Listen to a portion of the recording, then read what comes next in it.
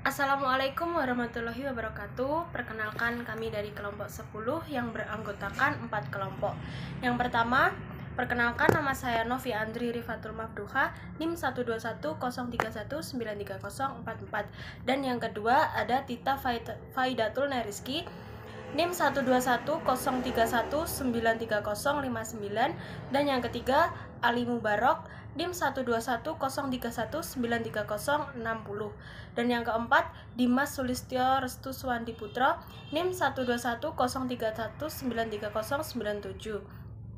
Akan mempresentasikan hasil makalah kami yang berjudul Problematika Militer dan Pertahanan Negara Modern Perspektif Siasah. Di sini saya akan menjelaskan bab 1. Pada bab 1 terdapat latar belakang. Latar belakang adalah Islam adalah agama yang selamat sebagaimana maknanya. Islam berasal dari kata muslimu istilam, artinya tunduk dan patuh. Selain yaslamu salam yang berarti selamat, sejahtera dan damai, menurut bahasa Arab, pecahan kata Islam mengandung pengertian ismaul wajh atau ikhlas menyerahkan diri kepada Allah. Istislama, tunduk secara total kepada Allah. Salamah atau salim, suci dan bersih. Salam, selamat sejahtera. Dan srim adalah tenang dan damai. Fikih Siasah Dauliyah merupakan dalam lingkup kajian ketatanegaraan Islam, yang mana merupakan kajian akademik mengenai kekuasaan dan keteraturan masyarakat dalam perspektif agama Islam yang menyangkut hukum, norma, tradisi sejahtera, dan pemikiran tokoh. Termasuk juga di dalam ketatanegaraan Islam mengenai perang untuk menjaga kedaulatan wilayah. Istilah perang banyak yang menyamakannya dengan seruan jihad dalam rangka mempertahankan negara. Hubungan internasional dalam Islam didasarkan pada sumber-sumber normatif tertulis dan sumber-sumber praktis yang pernah diterapkan umat Islam dalam sejarah. Yang kedua ada rumusan masalah. Rumusan masalah di sini mengenai 1. Apa saja problematika militer yang terjadi dalam negara modern. Dan rumusan masalah yang kedua, bagaimana pertahanan negara modern perspektif Siasah Dauliyah. Dan yang terakhir adalah tujuan. Tujuan yang pertama untuk mengetahui problematika militer yang terjadi, dan tujuan kedua untuk mengetahui pertahanan negara modern perspektif Siasah Dauliyah. Saya Tita akan membacakan bab 2 pembahasan subbab A, yaitu problematika militer di negara modern Indonesia.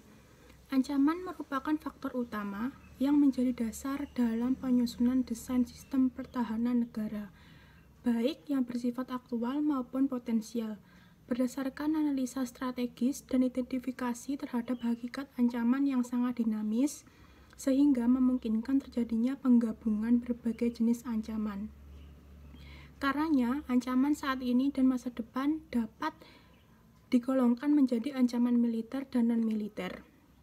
Dengan demikian, ancaman pada hakikatnya adalah setiap usaha dan kegiatan, baik yang berasal dari luar negeri atau bersifat lintas negara maupun yang timbul di dalam negeri, yang dinilai membahayakan kedaulatan negara, keutuhan wilayah negara, dan keselamatan segenap bangsa.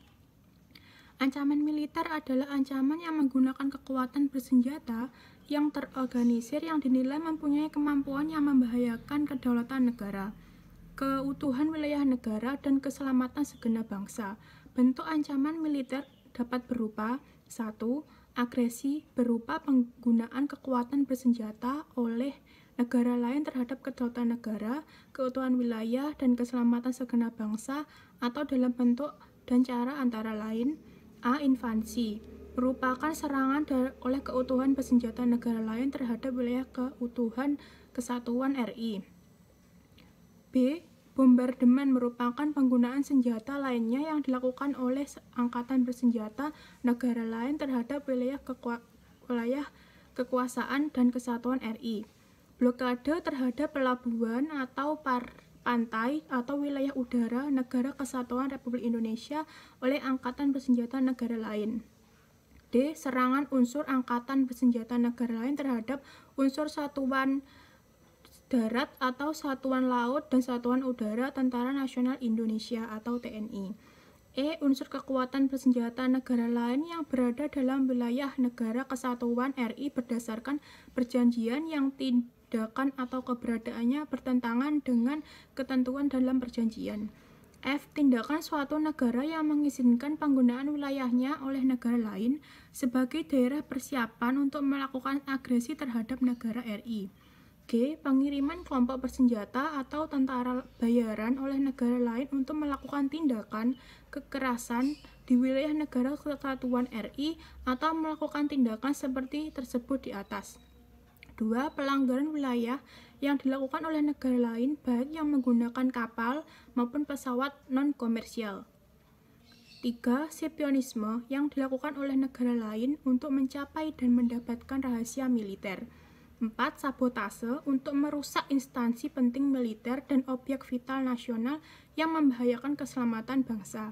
5. Aksi teror bersenjata yang dilakukan oleh jaringan terorisme internasional atau yang bekerjasama dengan terorisme dalam negeri atau luar negeri yang berskala tinggi sehingga membahayakan kedaulatan negara, keutuhan wilayah, dan keselamatan segenap bangsa. 6. Pemberontakan bersenjata. 7. Perang saudara yang terjadi antara kelompok masyarakat bersenjata dengan kelompok masyarakat bersenjata lainnya. Pertahanan negara modern, perspektif siasah dauliyah. Pertahanan dan keamanan dalam Islam adalah merupakan suatu hal yang sangat pokok dalam kehidupan manusia. Dalam bahasa Arab, pertahanan disebut dengan kata ad-difaun, artinya pembelaan atau melawan serangan. Kata pembelaan juga disebut dengan istilah difa'u anhu, artinya mempertahankan. Dalam hukum Islam, upaya pertahanan, pembelaan, atau perlawanan disebut dengan istilah perang. Artinya bahwa pertahanan negara kaitannya adalah dengan perang melawan musuh-musuh atau orang-orang yang ingin merusak stabilitas keamanan negara dan agama. Karena tujuan perang dalam Islam adalah membela hak-hak yang beriman, menunjukkan perdamaian dan menjaga maslihul amanah, kemaslahatan atau kepentingan umum agar tidak terganggu. Sementara pertahanan dan keamanan dalam fikih siasah disebut dengan al-am, yang mempunyai dua sisi makna, yaitu pertama, keamanan berasal dari bahasa Arab al-amn yang berarti aman dan tentram. Kedua, keamanan terkait dengan keimanan karena iman sebagai suatu keteguhan dalam hati akan menciptakan rasa aman. Pertahanan dan keamanan negara merupakan suatu hal yang pokok menyangkut kemaslahatan manusia, khususnya warga negara dalam sebuah negara. Persoalan pertahanan dan keamanan merupakan bagian dari kajian siasah dauliyah. Maka dengan demikian pertahanan dan keamanan negara haruslah berdasarkan pada prinsip-prinsip yang terdapat dalam siasah dauliyah sebagai berikut. 1. Prinsip kesatuan umat manusia.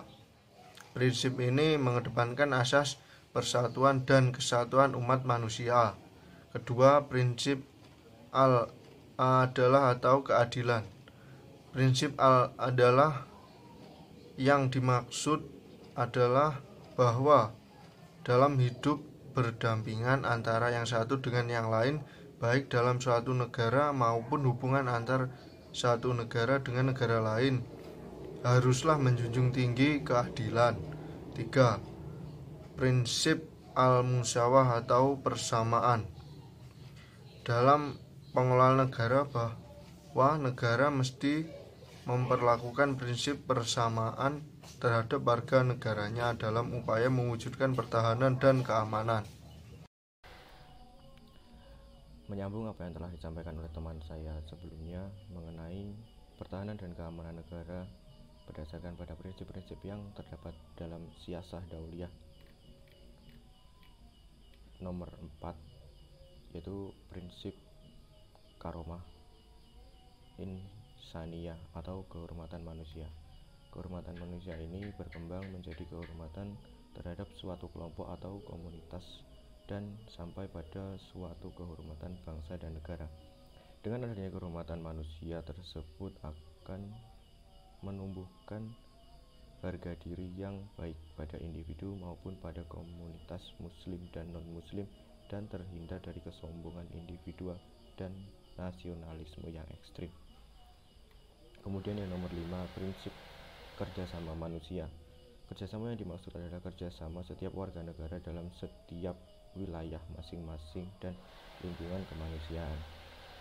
Yang keenam adalah prinsip al-hurriyah atau kebebasan kemerdekaan, yang artinya kemerdekaan dan kebebasan tersebut bukanlah kebebasan yang mutlak, akan tetapi kebebasan yang bertanggung jawab kepada Allah Subhanahu wa taala terhadap keselamatan dan kemaslahatan hidup manusia di muka bumi ini.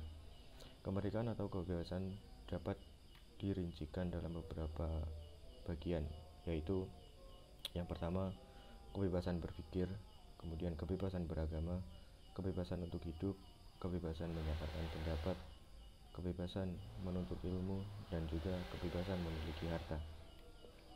Pertahanan dan keamanan negara dalam kajian fikih Siyasah Dauliyah dikenal dengan adanya organisasi ketentaraan atau militer yang dipersiapkan untuk mempertahankan bangsa dan negara dari serangan musuh. Persiapan yang dimaksud adalah perlengkapan perang, persiapan sumber daya manusia yang profesional, tangguh, dan terampil, serta menanamkan makna dan ruh perjuangan kepada kaum muslimin untuk mencapai kebahagiaan dunia dan akhirat yang tujuan akhirnya mencapai ridha Allah. Dari semua materi yang telah disampaikan oleh teman-teman tadi, dapat ditarik kesimpulan bahwa ancaman merupakan faktor utama yang menjadi dasar dalam menyusun desain sistem pertahanan negara, baik yang bersifat aktual maupun potensial, berdasarkan analisa strategi dan identifikasi terhadap hakikat ancaman yang terdapat dinamis sehingga memungkinkan terjadinya penggabungan berbagai jenis ancaman. Karenanya ancaman saat ini dan masa depan dapat digolongkan menjadi ancaman militer dan ancaman non-militer. Sumber ancaman dapat berasal dari dalam maupun dari luar negeri, serta dilakukan oleh aktor negara maupun non-negara yang bersifat nasional, regional, dan internasional. Kemudian pertahanan dan keamanan negara dalam kajian fikih Siyasah Dauliyah dikenal adanya organisasi ketentaraan militer yang dipersiapkan untuk mempertahankan bangsa dan negara dari serangan musuh. Persiapan yang dimaksud adalah perlengkapan perang, persiapan sumber daya manusia yang profesional dan tangguh, terampil, dan memiliki jiwa perjuangan untuk memperjuangkan Islam. Mungkin itu yang dapat saya dan teman-teman sampaikan. Bila ada kurangnya, saya mohon maaf sebesar-besarnya. Sekian dan wassalamualaikum warahmatullahi wabarakatuh.